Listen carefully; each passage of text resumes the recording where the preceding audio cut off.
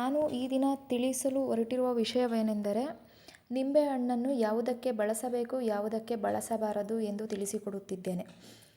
ತುಂಬ ಜನ ಅನ್ಕೊತಾರೆ ನಿಂಬೆಹಣ್ಣು ಮುಖಕ್ಕೆ ಹಚ್ಚಿದರೆ ಬಿಳಿ ಹಾಕ್ತಾರೆ, ಪಿಂಪಲ್ ಹೋಗುತ್ತೆ, ಕೂದಲಿಗೆ ಹಚ್ಚಿದರೆ ಕೂದಲು ಉದುರುವುದು ನಿಲ್ಲುತ್ತೆ ಅಂತ. Lemon it's good for health. Lemon juice ಮಾಡಿ ಕುಡಿಯೋದ್ರಿಂದ ನಮ್ಮ ದೇಹಕ್ಕೆ ತುಂಬ ಒಳ್ಳೆಯದು. ಬಿಕಾಸ್ ಲೆಮನಲ್ಲಿ rich sources of vitamin C ಇರುತ್ತೆ. ಸೊ ಅದರಿಂದ lemon is very good for health. It will be helpful for reduce the cancer and heart disease. ಆದರೆ ಕೂದಲಿನ ಬುಡಕ್ಕೆ ಮತ್ತು ಮುಖದ ಹೊಳಪಿಗೆ ಅಲ್ಲ. ಬ್ಯೂಟಿಷಿಯನ್ ಕೆಲವೊಂದು ಪ್ರಾಡಕ್ಟ್ಸ್ನ ರೆಕಮೆಂಡ್ ಮಾಡ್ತಾರೆ. ಆ ಪ್ರಾಡಕ್ಟ್ಸ್ ನಮ್ಮ ಸ್ಕಿನ್ಗೆ ಅಡ್ಜಸ್ಟ್ ಆಗುತ್ತಾ ಇಲ್ವಾ ಅಂತ ತುಂಬ ಸಲ ಯೋಚನೆ ಮಾಡಿ ಆಮೇಲೆ ಆ ಪ್ರಾಡಕ್ಟ್ ಅಡ್ಜಸ್ಟ್ ಆಗುತ್ತೆ ಅನ್ನೋದು ತಿಳ್ಕೊಂಡಾದಮೇಲೆ ಆ ಪ್ರಾಡಕ್ಟ್ಸ್ನ ಬೈ ಮಾಡ್ತೀವಿ.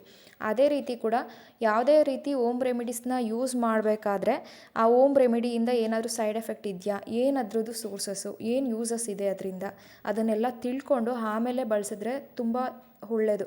ಯಾರೂ ಕೂಡ ಅದರ ಬಗ್ಗೆ ಪೂರ್ತಿ ಮಾಹಿತಿ ತಿಳಿದುಕೊಳ್ಳದೆ ಎಲ್ಲ ಪ್ರಾಡಕ್ಟ್ಸ್ ಯೂಸ್ ಮಾಡಿ ನಿಮ್ಮ ಸ್ಕಿನ್ ಡ್ಯಾಮೇಜ್ ಮಾಡ್ಕೋಬೇಡಿ.